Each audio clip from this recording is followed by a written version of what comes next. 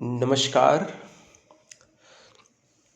राज्य शैक्षिक अनुसंधान एवं प्रशिक्षण परिषद उत्तर प्रदेश लखनऊ द्वारा संचालित डीएलएड द्वितीय सेमेस्टर हिंदी शिक्षण की इस ऑनलाइन कक्षा में आप सभी का हार्दिक अभिनंदन है।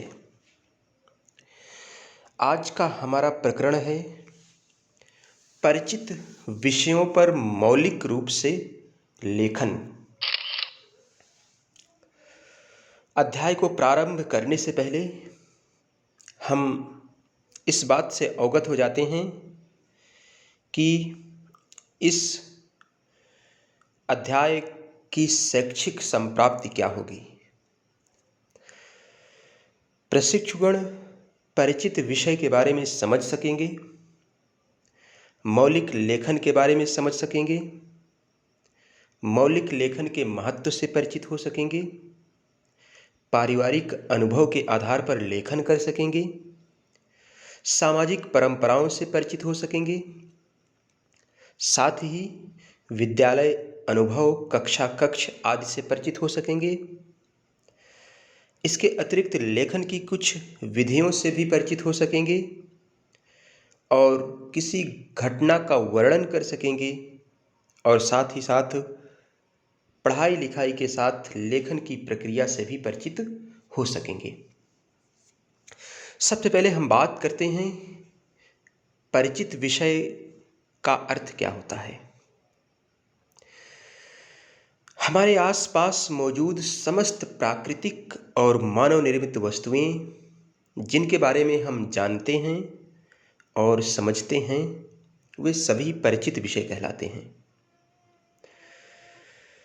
मौलिक लेखन का अर्थ, जब कोई व्यक्ति किसी भी विषय पर व्यक्तिगत रूप से चिंतन मनन करके अपनी एक सोच बनाता है, तब उस विचार को उस व्यक्ति का मौलिक विचार कहा जाता है।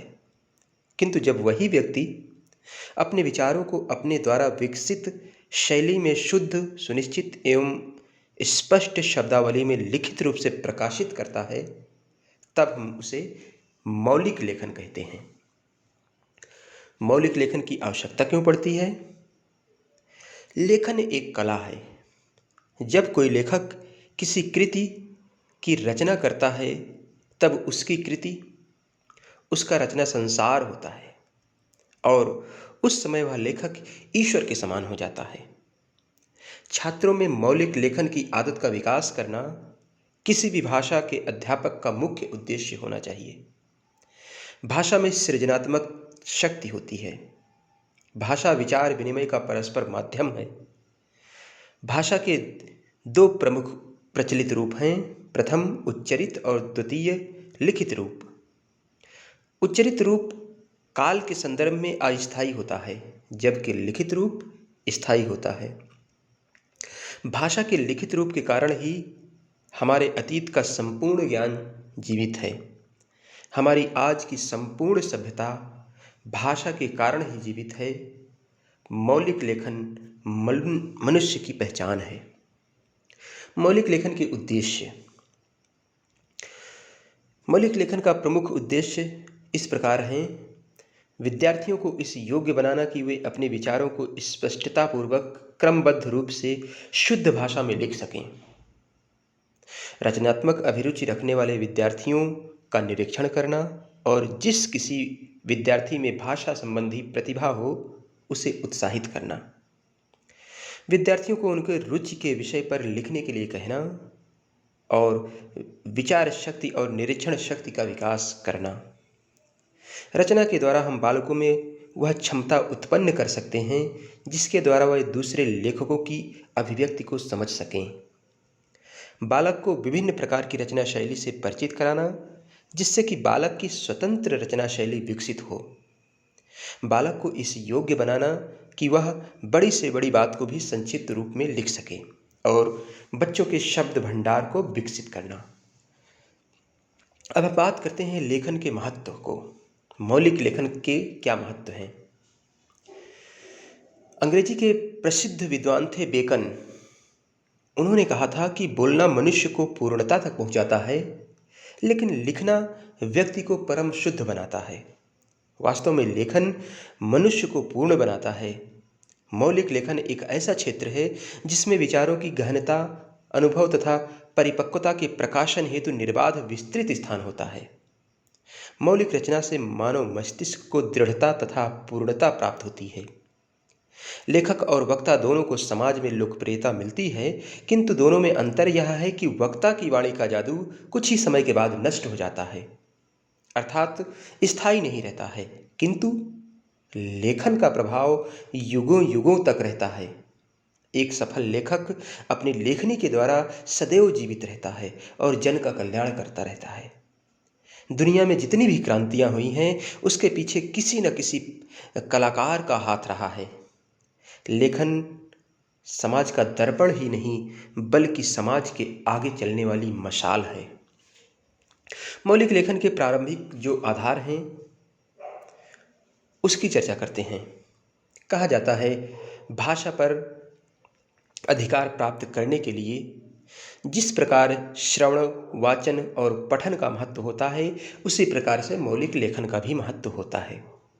श्रीमती मांटेसरी के अनुसार लेखन एक शारीरिक क्रिया है जिसमें बालकों के हाथों को गतिविधियां करनी पड़ती हैं।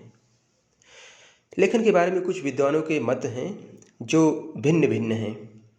लेखन का कार्य पढ़ाई के पूर्व होना चाहिए।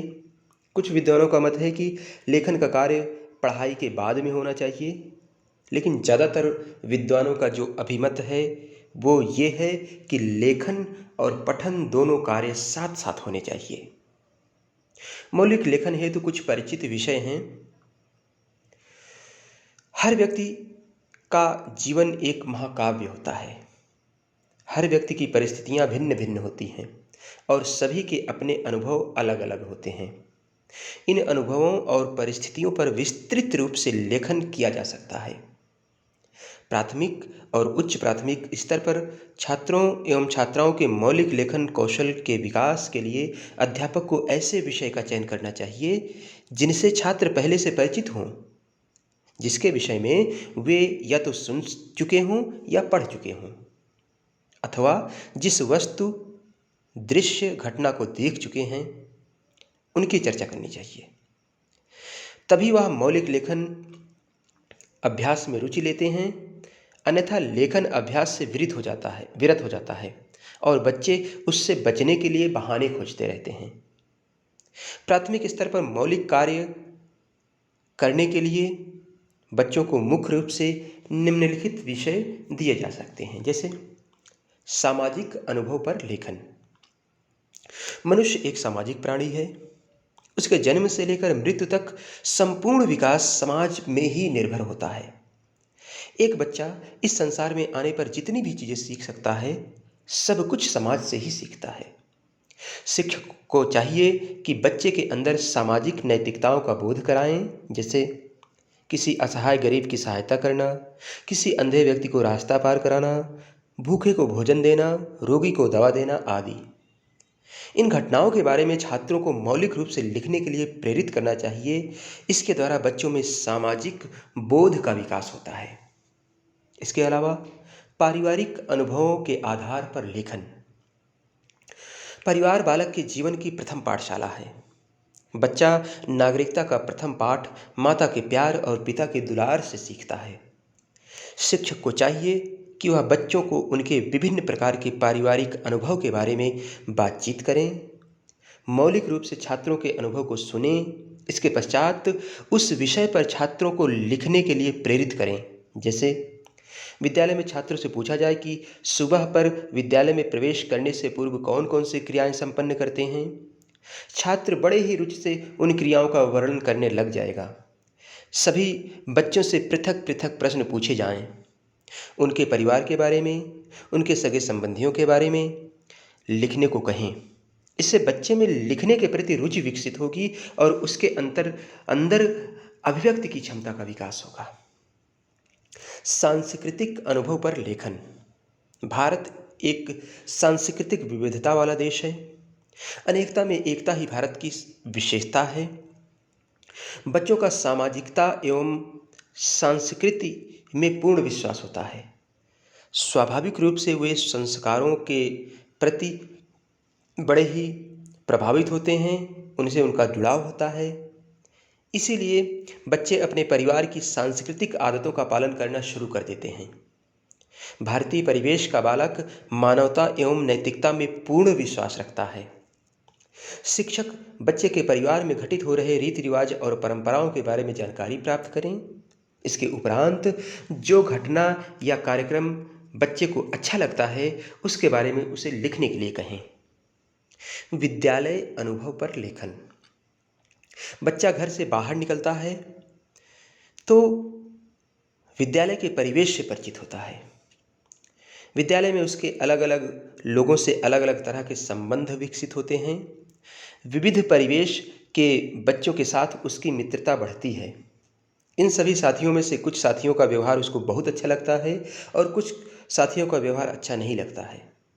कुछ अध्यापक उसे बहुत पसंद आते हैं और कुछ अध्यापक उसे पसंद नहीं आते हैं। इस प्रकार की विद्यालय परंपराओं में बच्चों को कुछ परंपराएं अच्छी लगती हैं और कुछ अच्छी नहीं लगती हैं। उन सभी के संदर्भ में छात्रों से उनके रुचि और अनुभव के बारे में चर्चा करनी चाहिए और इसके उपरांत इन सभी अनुभवों को लिपिबद्ध करने के लिए उन्हें प्रेरित करना चाहिए। विभिन्न परिस्थितियों पर लेखन। मानव का जीवन जटिलताओं से भरा हुआ है। जीवन में तमाम ऐसी परिस्थितियां आती हैं जब हमें महत्वपूर्ण निर्णय लेने होते हैं। स्थितियों पर संवाद निर्माण करने तथा लिखने की प्रक्रिया में बच्चों का मानसिक विकास तीव्र गति से होता है। इस प्रक्रिया के अभ्यास से छात्रों का मानसिक विकास स्तर उच्च होता है। तर्क एवं चिंतन के विकास के अभाव में यह प्रक्रिया संपन्न नहीं हो पाती है। लेखन करते करते छात्रों की तर्क एवं चिंतन प्रक्रिया का विकास तीव्र हो जाता है। परिस्थितियों के आधार पर लेखन करने की प्रक्रिया बच्चे विचारों के साथ दूसरे विचारों की समीक्षा करना भी सीख जाते हैं। इस तरह विविध प्रकार की क्षमताओं का विकास होता है।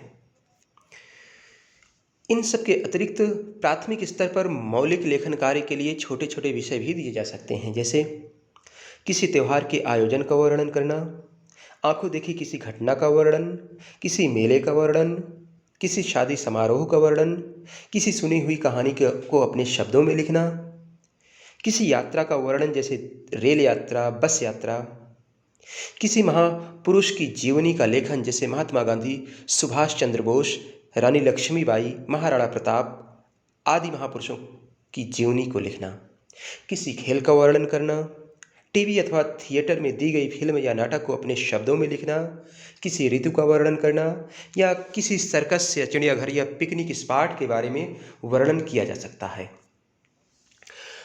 मौलिक लेखन का स्वरूप।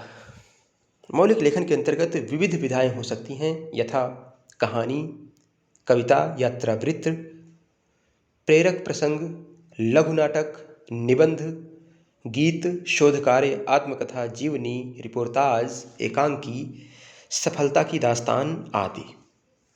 कहा जाता है कि कच्ची मिट्टी पर निशान आसानी से पड़ जाते हैं, अतः प्रारंभिक स्तर पर बच्चों को इन विषयों पर लेखन करने के लिए प्रेरित करना चाहिए। लेकिन कुछ बातें हमें ध्यान देनी चाहिए लेखन के समय, और ये बातें इस प्रकार से हैं। लेखन में ऐसे वाक्यों का प्रयोग नहीं किया जाना चाहिए जो भाव को स्पष्ट न कर सकें। साथ ही मौलिक रचना करते समय इस बात पर विशेष प्रयास किया जाना चाहिए कि निरर्थक शब्दों का प्रयोग बिल्कुल भी न हो। उचित शब्दों का प्रयोग उचित स्थान पर ही किया जाना चाहिए, अन्यथा अर्थ का अनर्थ हो जाता है। मौलिक लेखन में प्रायः छोटे छोटे वाक्यों का ही प्रयोग करना चाहिए। लेखन की भाषा सीधी, सरल और सुबोध तथा विषयानुकूल हो। विराम चिन्हों का ठीक ठीक प्रयोग होना चाहिए।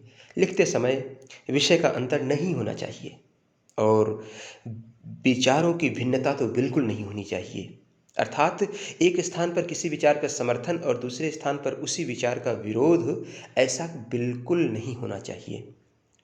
लेखन का आकार ना तो बहुत बड़ा होना चाहिए और ना ही बहुत छोटा। अब इस अध्याय के बाद हम कुछ गतिविधियां करेंगे। तो पहली गतिविधि ऐसा कर सकते हैं, एक बाल सभा का आयोजन करेंगे।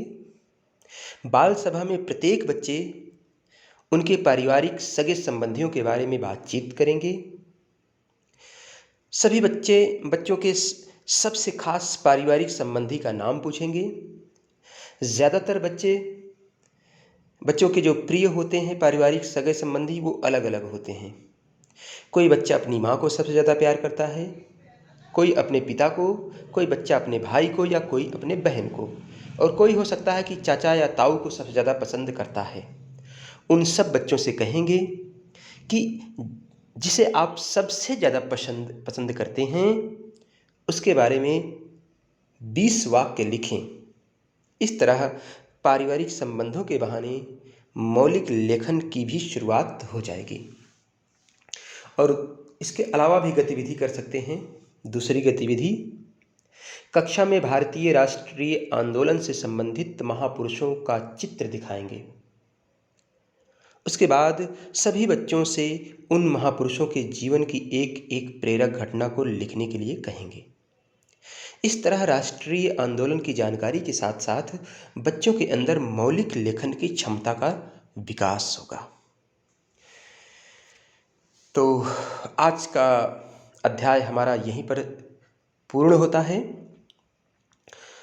हम पुनः मिलेंगे किसी अगले टॉपिक के साथ, अगली कक्षा में मिलेंगे।